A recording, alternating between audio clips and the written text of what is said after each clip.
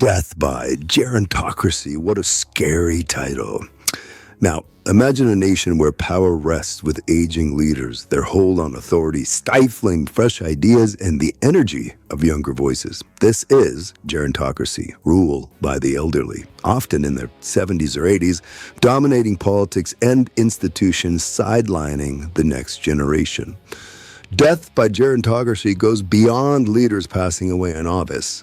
It's the stagnation of innovative policies, the erosion of national vitality, and the failure to adapt to modern challenges.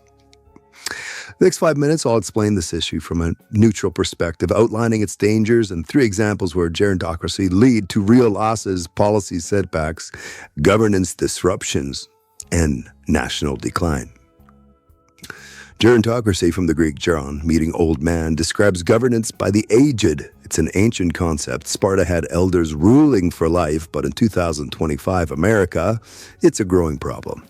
Congress's average age exceeds 60, with 25% over 70, up from 5% in 1980. Why? Seniority rules. Campaign finance favoring incumbents and a culture valuing tenure over vision. The quote-unquote death manifests its multiple ways. Leaders dying in office, leaving seats vacant. Stalled reforms as elders resist new ideas like Bitcoin or tech-driven growth.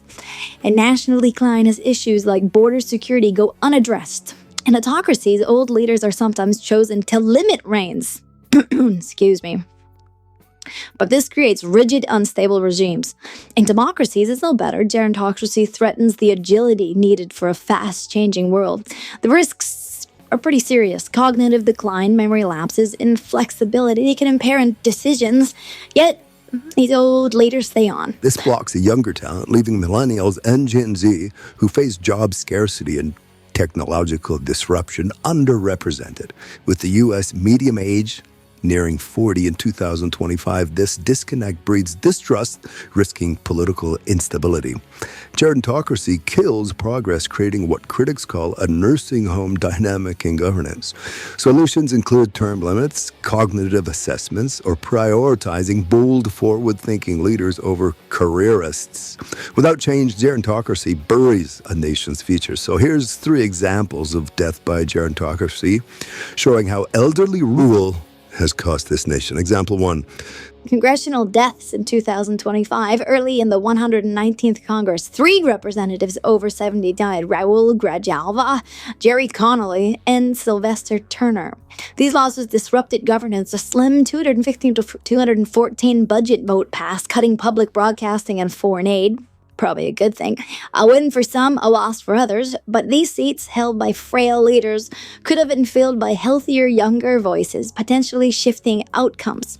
Connolly's refusal to retire, despite visible decline, blocked new perspectives. As one analyst noted, clinging to power till death cost Congress agility. These literal deaths exposed gerontocracy's toll, delaying critical policy debates.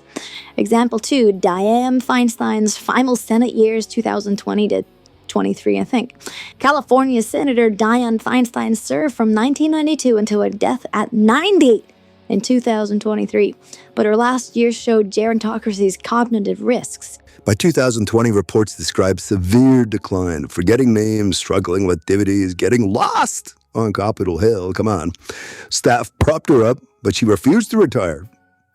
Obviously, that sweet paycheck she's getting for doing nothing, ultimately stalling progress. Her persistence, once a strength, became a liability, creating a power vacuum that delayed action on pressing issues. Her death forced a scramble in California, already ruined, and critics called it gerontocracy's grip, where one elder's tenure stifled renewal, eroding public trust. Example 3, Soviet Union's Brezhnev era.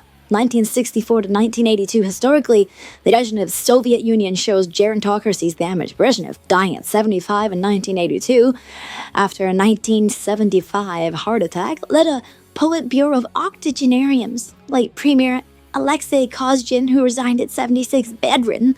This entrenched gerontocracy caused the era of stagnation, economic shortages, corruption, and technological lag that fueled the USSR's 1991 collapse. Studies show older leaders actually reduce rebellions, but their rigidity kills reform. Only Gorbachev's youth in 1985 broke the cycle. Too late to save the system, but gerontocracy's death weakened a superpower. A warning for any nation clinging to aged leadership like, maybe the States and Canada and everywhere around the world. In conclusion, death by gerontocracy isn't just leaders passing, it's the death of progress under their weight. From Congress to the Soviet collapse, it stalls innovation and demands reform. We must respect wisdom, but champion vigor. Empowering younger leaders to restore national strength before stagnation prevails. Now, of course, this is in the illusion of democracy, right? Oh, you have to have democracy, blah, blah, blah, blah, blah. Really, at the end of the day, the only thing that fixes this is Bitcoin.